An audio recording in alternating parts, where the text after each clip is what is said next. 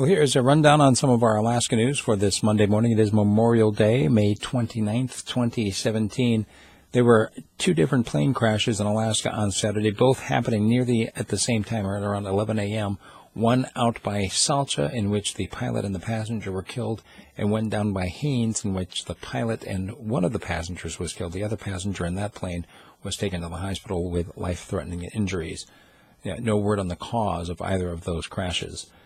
If you missed it on Thursday, Fairbanks police shot and killed a suspect after a pursuit. They've identified him publicly. Basically, he was wanted on warrants. They began pursuing him. He fled out to North Pole, turned around, and fled back. They deployed the spike strips, which took out the tires. He went up the on-ramp, encountered a couple of more police officers. They say that he attempted to ram their vehicle, at which point they opened fire and killed him.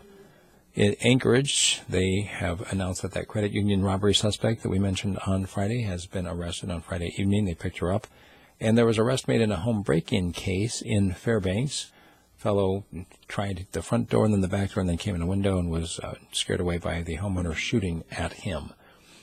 In that Colony Glacier plane crash that happened in 1952, if you recall this, a long time ago, 52 people went down on that plane. They've recovered 30 of the bodies so far. Another one made it home. An Arkansas soldier who was killed in that crash was interred on Saturday at his home in Arkansas. The Mat-Su schools are confronting some water issues, primarily because most of them run on wells.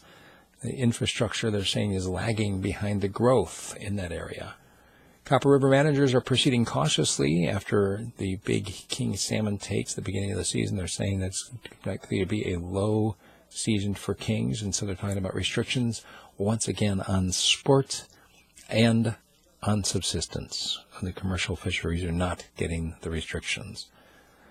Secretary Zinke, Interior Secretary, is visiting Alaska this week. As part of that visit, he stopped in Saturday night in Fairbanks on his way down to Denali, and somebody asked him about the new name, calling it Mount Denali instead of McKinley, and he said that he felt that Alaskans ought to be involved in the naming process. He thinks it's settled.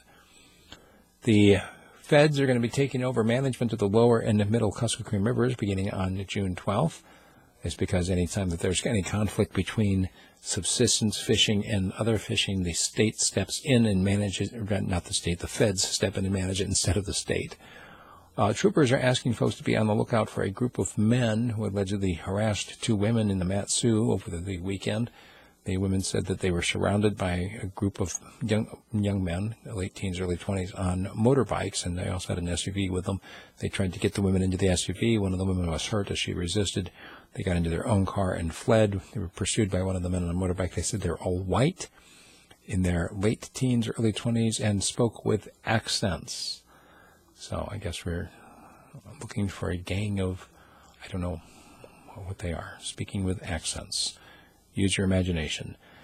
And as always, we have many more stories than we have time for. I did want to mention, however, that Fairbanks did in fact get both hail and snow on Friday, the beginning of the summer weekend. Yeah, that's right. We live in Alaska, folks. There you have it.